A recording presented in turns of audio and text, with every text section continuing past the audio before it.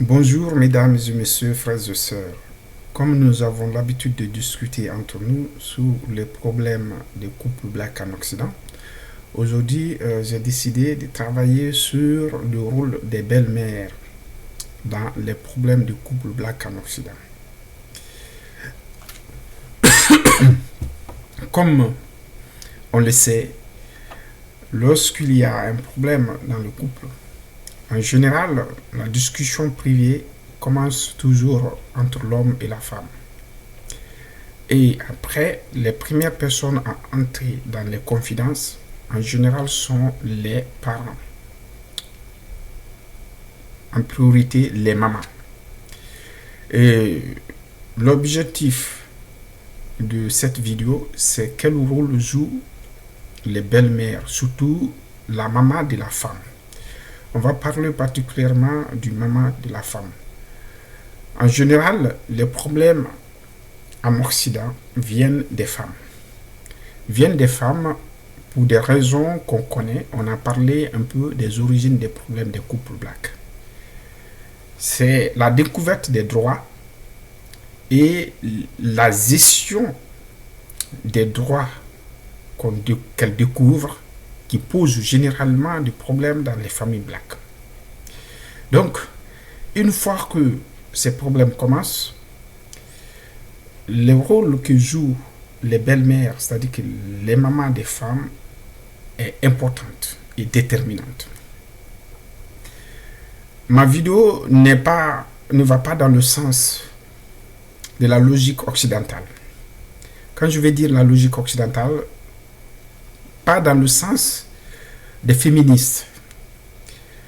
Quand je parle des féministes qui pensent que coûte que coûte, il faut que la femme soit ce que, voilà, et ils veulent.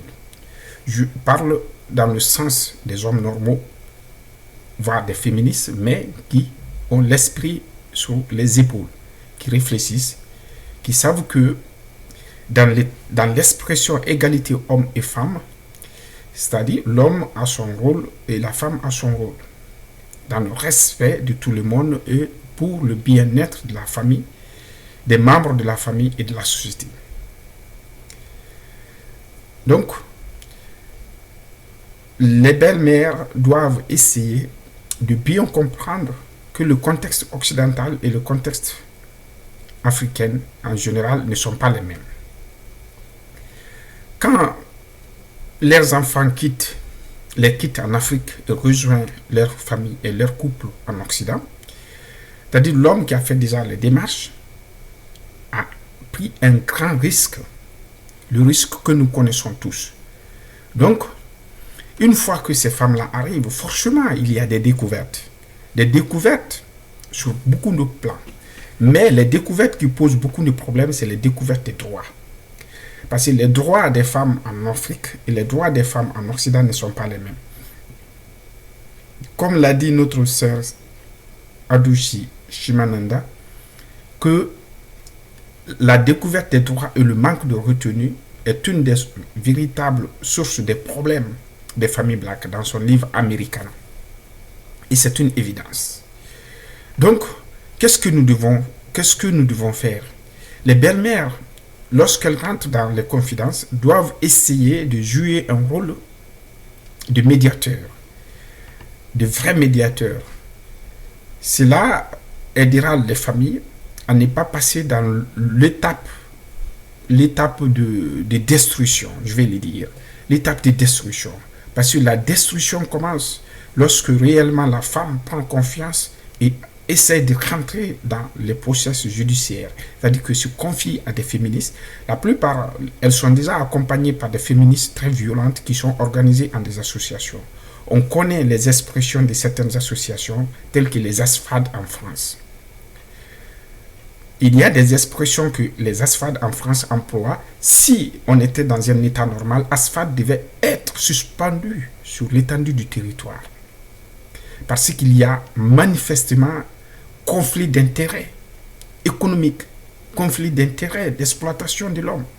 Aujourd'hui, ils sont à la limite de l'égalité de ce qui se passe.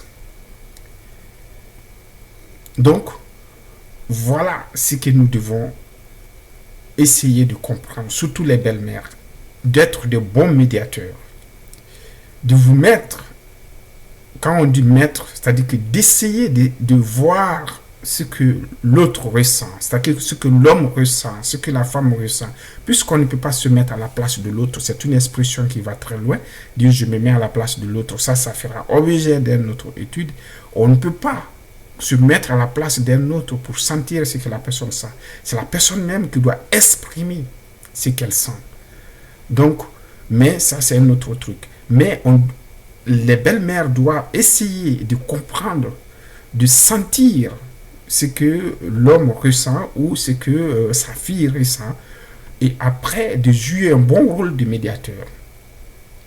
Je donne, pour terminer, des exemples. Des exemples de problèmes et des exemples de belles-mères. Un, d'abord, tous les deux hommes sont partis se marier en Afrique, dans le même pays. Ils ont amené leurs femmes en France. La France, destinateur commun des deux femmes. Le premier, sa femme est venue, comme on a parlé, elle a commencé la découverte des droits, elle a pris les ailes en association avec ce qu'on connaît, les acteurs qu'on a cités dans d'autres vidéos. Et la discussion interne entre l'homme et la femme n'a pas eu d'effet sur le problème, sur les petits conflits familiaux qui s'y passaient.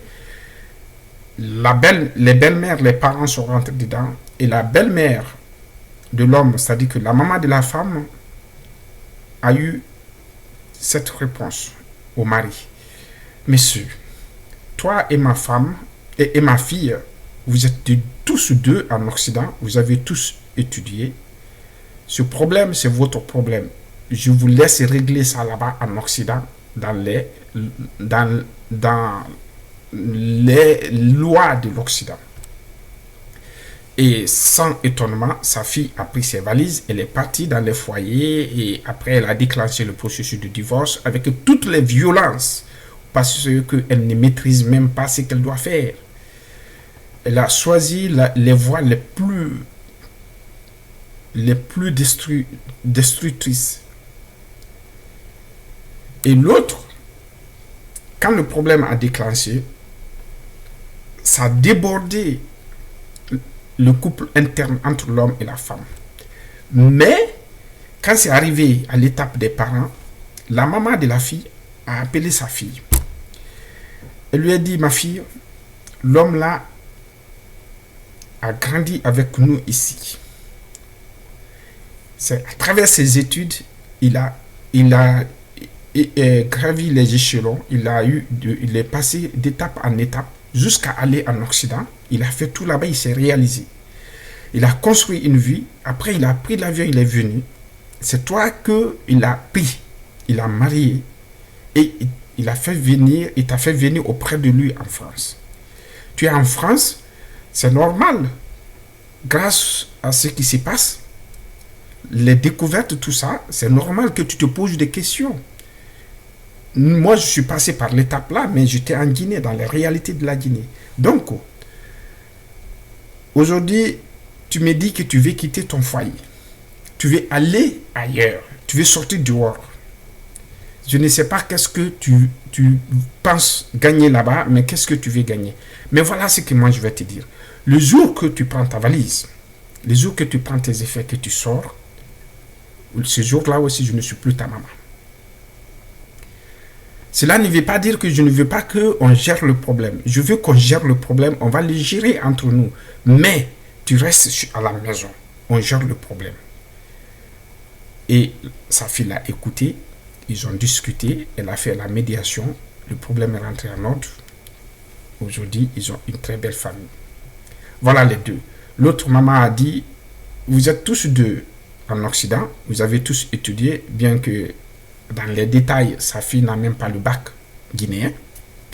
Et l'autre a dit, ma fille, on connaît ton homme, il a fait le sérieux, il a construit une vie et il a fait ses preuves en Occident, il est venu te parler. Donc, s'il y a un problème, moi, je vais parler entre vous, mais tu restes à la maison. Tu prends pas tes valises, tu sors pas. Le jour que tu sors, c'est fini. Entre toi et moi aussi.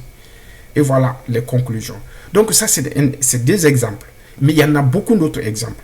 Donc les belles-mères, surtout les mères des femmes, doivent jouer un rôle très important dans ça. Ce qu'elles vont dire sont déterminantes. Donc, j'appelle nos mamans. Parce que nos mamans ont bien parlé à leurs filles.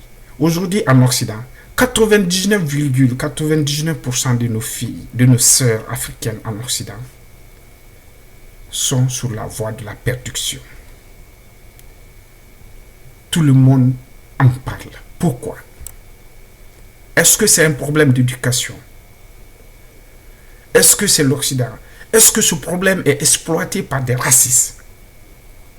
C'est des questionnements. Parce que aujourd'hui, les chercheurs ont mis à l'évidence l'exploitation de ces problèmes de famille par des racistes, par des escrocs. Et ils sont en train de détruire les blacks, les familles noires, les petits noirs. Il y a beaucoup de petits noirs aujourd'hui, d'hier et d'aujourd'hui, qui ont été pris par ces gens et les ont transformés en des irresponsables. Est-ce qu'il y a une machine plus intelligente de racisme derrière? Voilà beaucoup de questionnements que ça soulève. Nous continuerons à discuter. Mais nos mamans, on compte sur vous. Parlez à vos filles, sinon c'est la honte. Aujourd'hui, en Occident, on voit que nos sœurs africaines se prostituent à 5 euros, se prostituent à 10 euros et les plus luxueuses à 15 euros. Il y en a parmi eux que c'est eux-mêmes qui payent le prix du paquet de préservatifs pour aller coucher des gens. C'est la honte totale. Donc on vous appelle à aider la diaspora africaine, à aider les meilleurs fils de l'Afrique qui réussissent mieux en Afrique et qui viennent faire des preuves en Occident, à avoir des familles, à avoir des vies dans la dignité. Cela ne veut pas dire qu'il n'y a pas de bonnes sœurs africaines en Occident. Il y en a des bonnes sœurs qui sont meilleures. Et sont meilleures en Afrique et sont meilleures en Occident. On espère que ces étoiles rares, ces perles rares, vont essayer. Et déjà, il y en a beaucoup qui sont rentrés dans ce combat et vont aussi contribuer comme nos autres collègues ou nos autres amis ou nos autres collaborateurs parmi les autres nations ou parmi la nation européenne. Parce que dans cette structure aujourd'hui, il y a des avocats, il y a des huissiers, il y a des juges, il y a toutes les couches. Il y a des féministes, il y a tout, qui veulent que les familles deviennent des familles. Mais pas comme le souhaitent certaines autres structures féministes. En tout cas, nous voulons plus de médiation que de combat, que de conflit. On compte sur vous, nos mamans. On compte sur vous, nos sœurs. Mettez fin à votre méthode-là. La prostitution n'est pas pour nous. Je vous remercie.